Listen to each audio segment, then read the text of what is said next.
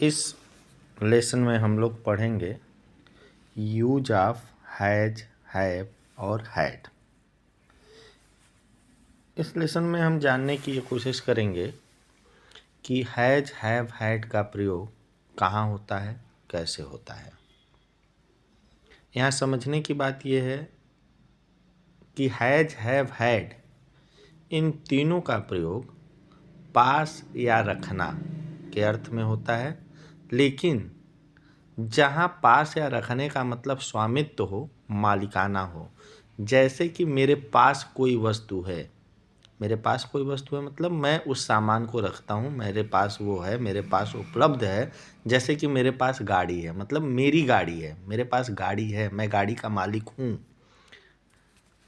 ऐसे वाक्य में हैज, हैव और हैड का प्रयोग होगा। तुम्हारे पास बड़ा घर है, तुम कहने का मतलब है कि तुम एक बड़े घर के मालिक हो। इस घर पे मालिकाना हक बता रहा है, पोसेशन बता रहा है। ऐसे में हैज, हैव, हैड का प्रयोग होगा। तो यूज ऑफ हैज और हैव। हैज का प्रयोग, हैज या हैव का प्रयोग प्रेजेंट टेंस में होता है। जैसे वर्तमान में मेरे पास कोई वस्तु है, वर्तमान में मैं किसी वस्तु का मालिक हूँ, तो उसको बताने के लिए मैं हैज और हैव का प्रयोग करूँगा।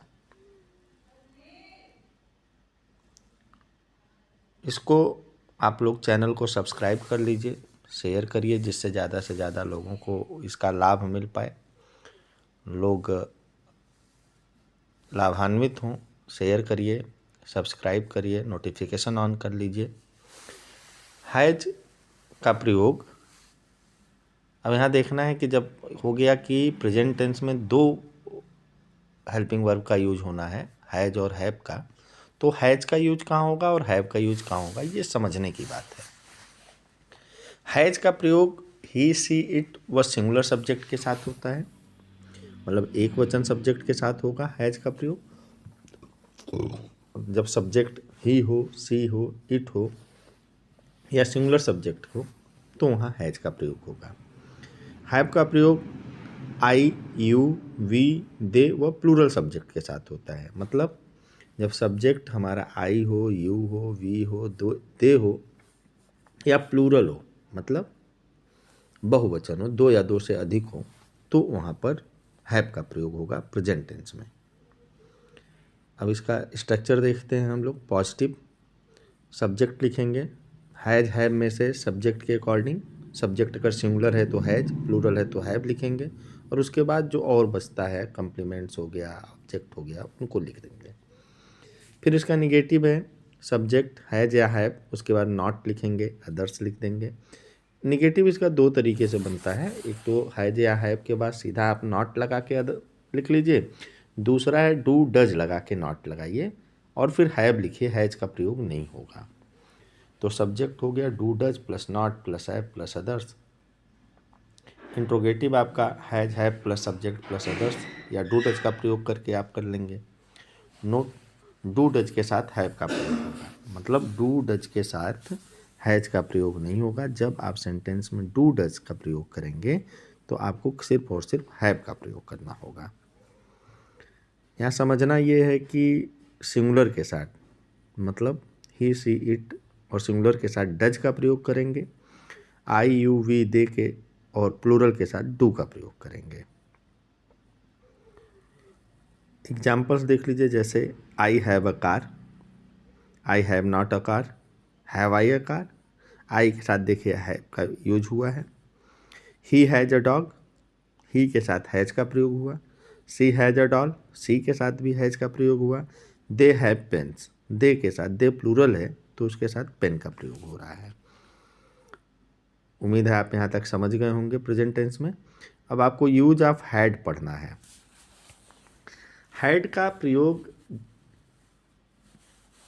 पास्ट टेंस में होता है उसी तरीके से जैसे कि प्रेजेंट टेंस में हैज या हैव का प्रयोग आप करते हैं। पास्ट टेंस में अगर कुछ पिछले समय की बात आप कर रहे हैं जो बीत गया है, था, थी, थे वाले वाक्य हैं, तो उसके लिए आप हैड का प्रयोग करेंगे। सिंगल है तो इसमें प्लूरल के साथ भी हैड लगेगा और सिंगुलर के साथ भी हैड लगेगा। जैसे मेरे पास हाथी थी, उसके पास घोड़ा था, तो आपका जो पॉजिटिव सेंटेंस इसका बनेगा subject plus had plus others, subject लिखेंगे, हैड लिखेंगे, अदर्स लिख देंगे। निगेटिव में सब्जेक्ट हैड उसके बाद नॉट लगा के फिर अदर्स लिख देंगे।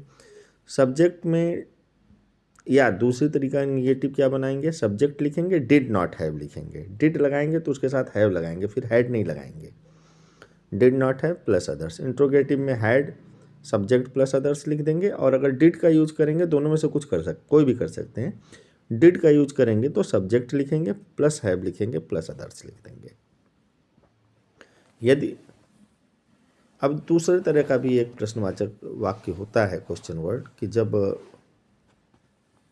क्वेश्चन वर्ड वाक्य के बीच में हो, जैसे तुम्हारे पास क्या है, तो इसमें क्या करेंगे, क्वेश्चन वर्ड पहले लिख देंगे, फिर हैड लिखेंगे, फिर सब्जेक्ट लिखेंगे, फिर अदर्स लिखेंगे। अब इसका एग्जाम्पल्स आप देख सकते हैं। I had a mango plant, you had not a mango plant, you did not have a mango, they did not have money. देखिए जब डिड लगाया गया है तो हैव लगाया गया है एग्जाम्पल्स नंबर 3 और 4 में। नीचे नोट लिखा हुआ है कि डिड के साथ हैव का प्रयोग होगा, हैड का प्रयोग नहीं होगा। अगर आपको वीडियो अच्छी लगी हो, लग रहा हो कि कुछ इन्फॉर्मेटिव है, आपका इंग्लिश ग्रामर थोड़ा सा कुछ न कुछ ऐड हो रहा है आपके नॉलेज में, तो इस चैनल को सब्सक्राइब करिए, शेयर करिए, और कमेंट में जो कुछ भी पूछना है, जानना है, उसको कमेंट बॉक्स में ज़रूर लिखिए, उसका जवाब दिया जाएगा।